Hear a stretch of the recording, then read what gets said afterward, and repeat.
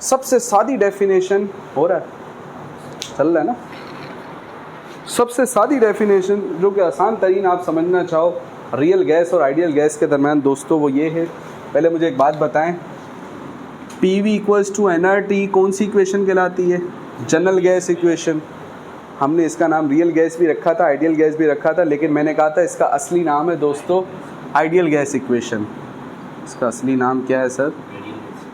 Ideal gas equation. अगर कोई आपसे पूछे ये इक्वेशन आई कहाँ से थी, तो अगर हम फर्स्ट ईयर केमिस्ट्री का बैकग्राउंड अपने जहन में लेके आएँ, volume is inversely proportional to applied pressure, कौन सा law? Volume is directly proportional to temperature, कौन सा law? Volume is directly proportional to number of mole, Avogadro's law. इन सब को कंबाइन किया था तो ये आया था, यानी ये इन चीज़ों में से रहा है। यानी अगर इसको सही साबित रखना है, इस आइडियल गैस इक्वेशन को दोस्तों अगर सही साबित रखना है, तो इस लॉ को, इस लॉ को और इस लॉ को हर हाल में क्या होना चाहिए? फॉलो होना, नहीं सही नहीं, फॉलो होना चाहिए। क्योंकि सर ये फॉलो हुआ तो आपने ये निकाला ना, ये फॉलो हुआ तो ही आपने ये निकाला। तो आइडियल गैस की पहली शर्त ये है कि उसको गैस लॉस को क्या करना चाहिए? फॉलो करना चाहिए एट एवरी कॉस्ट। कैसे भी हालात क्यों ना हो, आइडियल गैस को किसको फॉलो करना पड़ेगा? गैस लॉस को।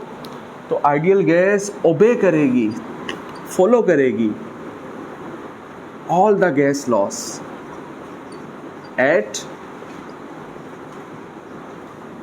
Any temperature and pressure. कैसा भी टेम्परेचर क्यों ना हो या कैसा भी प्रेशर क्यों ना हो, अगर तो वो कैसी गैस है? आइडियल गैस है, तो फिर दोस्तों उसको क्या करना पड़ेगा? फॉलो करना पड़ेगा। ठीक है, बॉयल्स लॉ को भी और चार्ल्स लॉ को भी। ये हकीकत, ये वैसे ये एक अलग बात है कि ऐसा होता नहीं है, लेकिन अगर होना है आइडियल तो फिर फॉलो क्यों नहीं होता, तो वो भी अभी देखेंगे। ठीक है,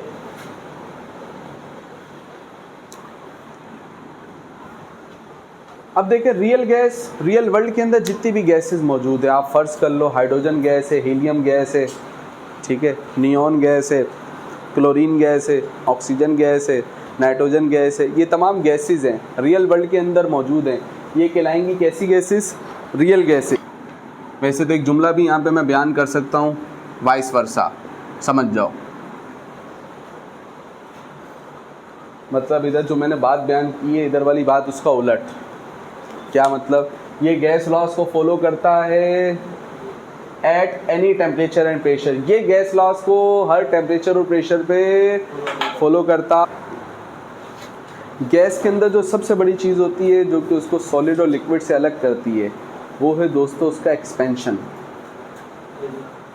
फैलना। एक्सपेंशन सॉलिड के अंदर भी होता है एक्सपेंशन, लेकिन गैस का expansion as compared to solid and liquid बिल्कुल अलग किस्म का एक्सपेंशन। क्या है सर? बहुत ज़्यादा है। ठीक हो गया, सही है। तो फ़र्ज़ करें अगर हमारे पास एक कंटेनर मौजूद है, फ़र्ज़ करें हमारे पास एक कंटेनर मौजूद है और कंटेनर के अंदर कोई ना कोई गैस भी, मैंने 4 ग्राम हीलियम गैस ली, 4 ग्राम कैसी गैस ली? तो आओ ज़रा टेक्निकली इसका मतलब देखते हैं। हीलियम गैस का एटॉमिक मास कितना होता है भाई? 4 दर्जन 4 AMU। हीलियम गैस का एटॉमिक मास कितना होता है? 4 AMU। इसी एटॉमिक मास को रिप्रेजेंट कर दिया ग्राम में, क्या बन गया इसका?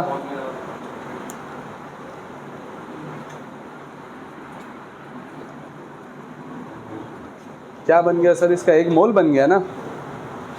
स्कूल में पढ़ा था ना 9 केमिस्ट्री के अंदर, नंबर ऑफ मोल बराबर mass in gram divided by atomic mass. तो मास इन ग्राम कितना है सर इसका? सॉरी, एटॉमिक मास कितना है? 4। अच्छा, मैं क्या चाह रहा हूँ, इसका जवाब n का जवाब आ जाए 1। क्या आ जाए सर? और अपने स्कूल में पढ़ा है, सर शबीर ने हमें बताया किसी भी चीज़ का जवाब तो तब 1 आता है कि इधर अगर 59 लिखा है तो इधर देखिए 59 से 59 क्या हो जाए? कैंसिल हो जाए तो जवाब 1 आएगा। ऊपर और नीचे सेम चीज़ हो जाए तो जवाब क्या आता है? 1। अब देखो हीलियम का एटॉमिक मास कितना? 4। इसी 4 को अगर जितना हम ग्राम में ले लें क्वांटिटी, मास इन ग्राम, तो क्या बन जाएगा? 1 मोल बन जाएगा। क्या बन जाएगा भाई?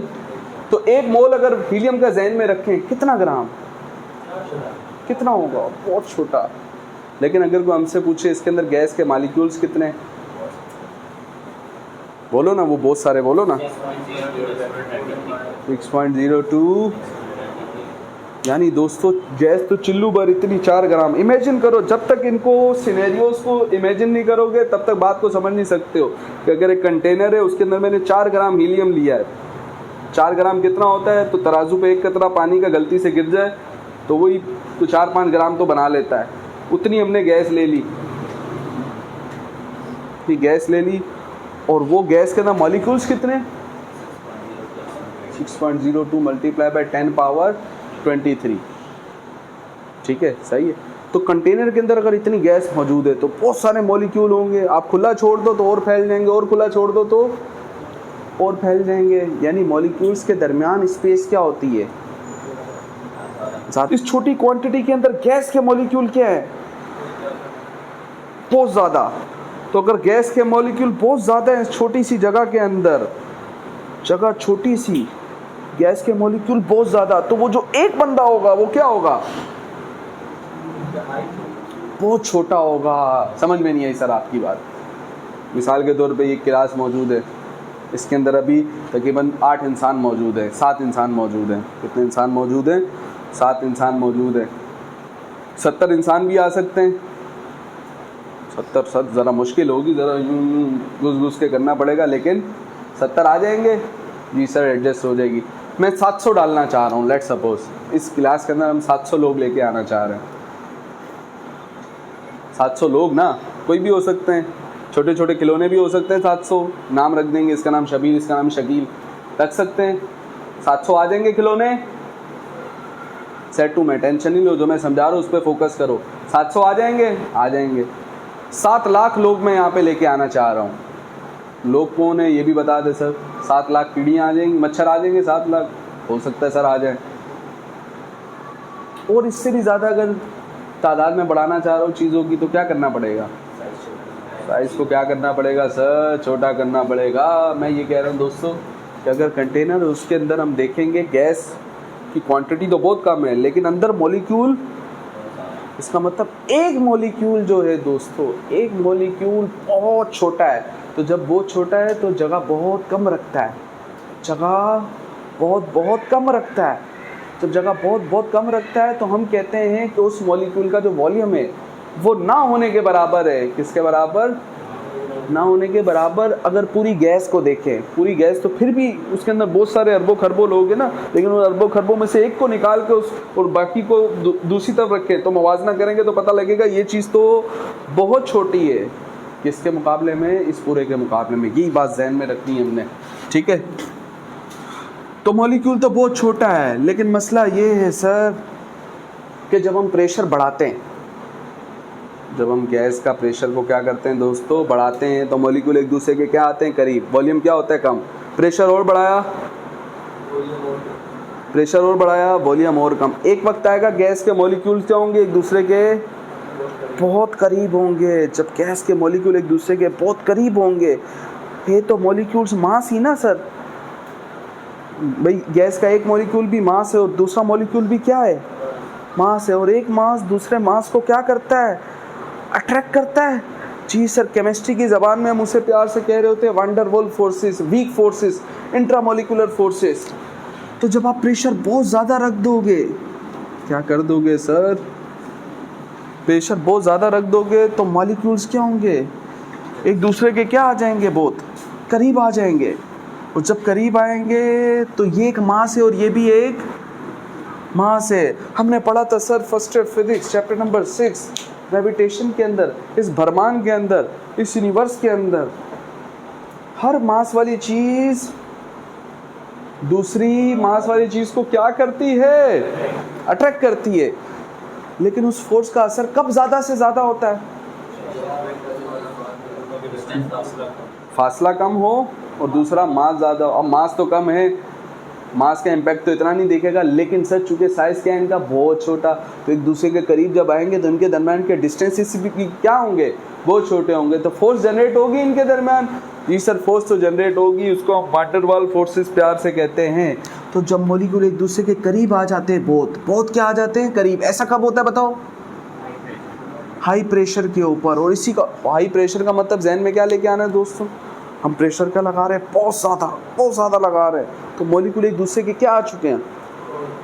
बहुत करीब आ चुके हैं, बहुत करीब आ गए हैं सर।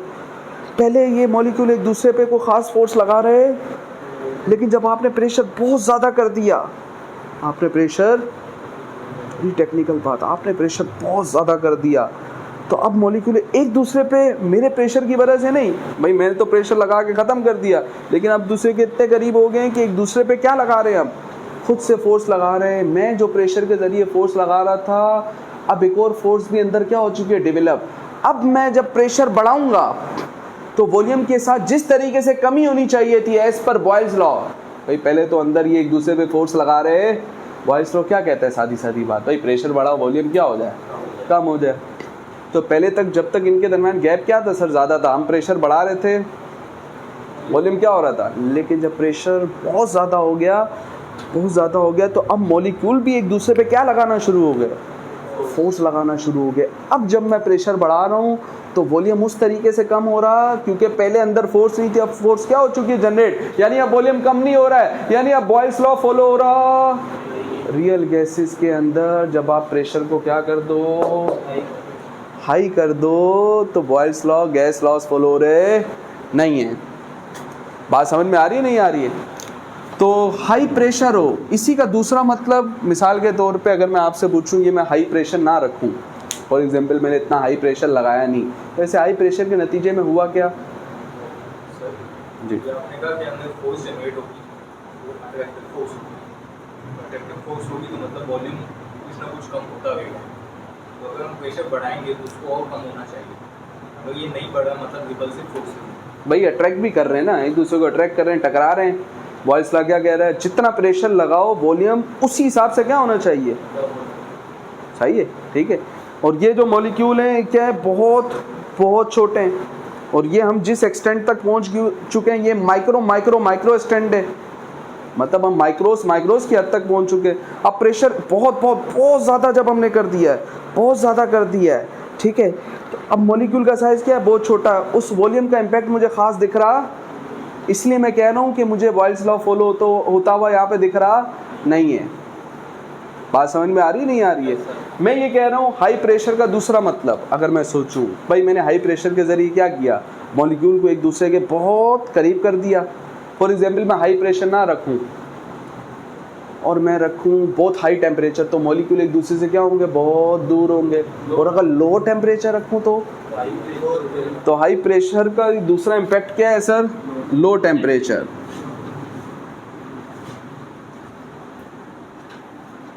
तो हाई प्रेशर और लो टेम्परेचर के हालात के ऊपर जब हम गैस लॉ फॉलो करवाने लगेंगे, at high pressure and low temperature real gas law को फॉलो कर पाएगी? लिख लें ये भी।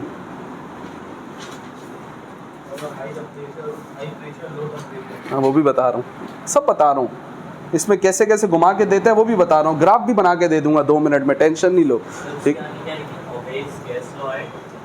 ऑल एट एनी, हाँ ये एट हाई प्रेशर, अच्छा ये तो 22 वर्ष है ना, मैंने ये इसका बताया, इसका उलट बताया, तो खुद लिख लिया करो पॉइंट बना के, ऐसा थोड़ी तुमको पेपर में सवाल आएगा differentiate between real gas and ideal gas. तो समझदार है सर हम, ये तो की पॉइंट्स है सारे।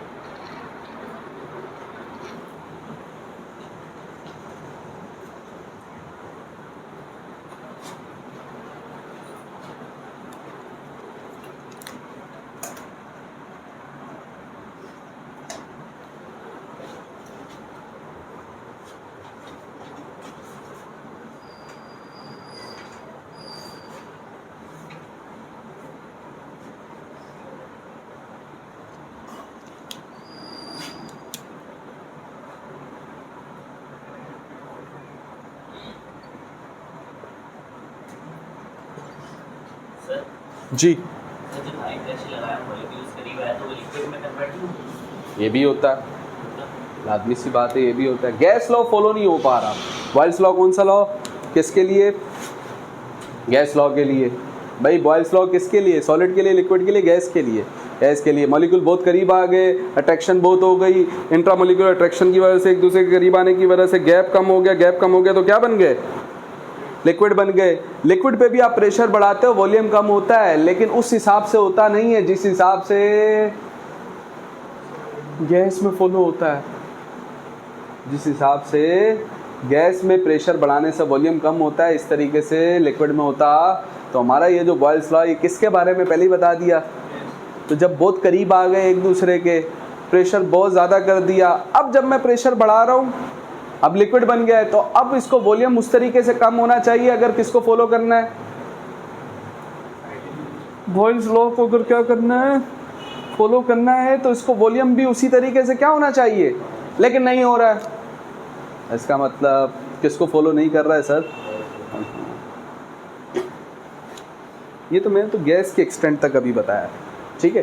खैर, at high temperature and low pressure real gas follow करेगी कौन से लॉस को? गैस लॉस को क्या करेगी? फॉलो। इसमें क्यों करेगी? तो भाई अगर प्रेशर बहुत लो हो, जस्ट इमेजिन प्रेशर बहुत लो है, तो मॉलिक्यूल, जब प्रेशर बहुत कम तो वॉल्यूम बहुत ज़्यादा, यानी मॉलिक्यूल्स फैले हुए, ये जल फैले हुए। बढ़ाओ प्रेशर, फिर वॉल्यूम क्या होगा? कम होगा। कौन सा लॉ फॉलो? बढ़ाओ प्रेशर और वॉल्यूम और कम ना। कौन सा लॉ फॉलो हुआ?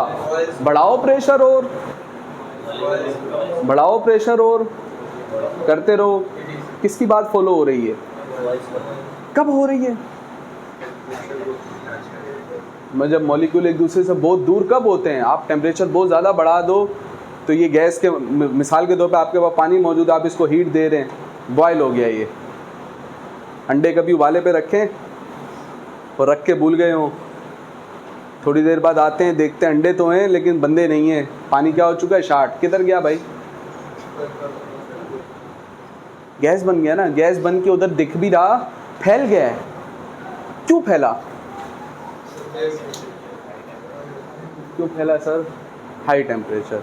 हाई टेम्परेचर पे भी एक्सपेंशन होता है, और बोलो ना यार। तो इस फॉर्म में जब हम लॉस को लगाएंगे दोस्तों, तो गैस लॉस क्या होंगे? फॉलो होंगे। तो रियल गैस भी गैस लॉस को फॉलो करती है। कब? At high pressure, sorry at high temperature और लो प्रेशर। ठीक है, सही है। और अगर हमसे पूछा जाए रियल गैस कब फॉलो नहीं करती, ये मैंने बता दिया, इसमें फॉलो नहीं करती। यूं भी सवाल घुमा के देता है, आइडियल गैस कब फॉलो नहीं करती?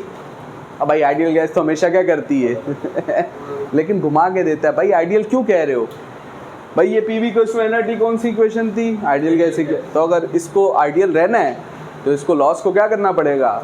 ये एक अलग हकीकत है कि प्रैक्टिकली हमारे पास वर्ल्ड में कोई रियल आइडियल गैस नाम की चीज़ मौजूद नहीं है, सही है। लेकिन अगर आइडियल बिहेवियर तक रहना है तो हर हाल में गैस लॉस को क्या करना है?